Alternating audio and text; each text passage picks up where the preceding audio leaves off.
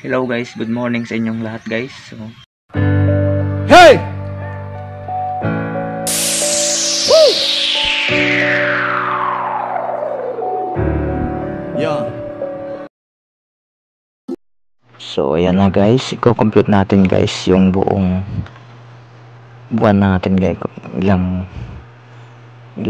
ano yung isang buwan natin guys kung magkano. So ito na guys yung ano niya.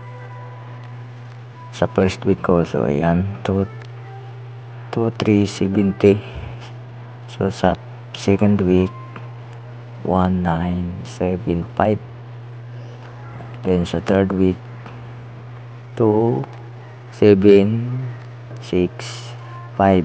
And then sa fourth week 2,568 plus sa fifth week. Ito na yung last na sa isang buwan, 1,975. Ayan guys kung magkano.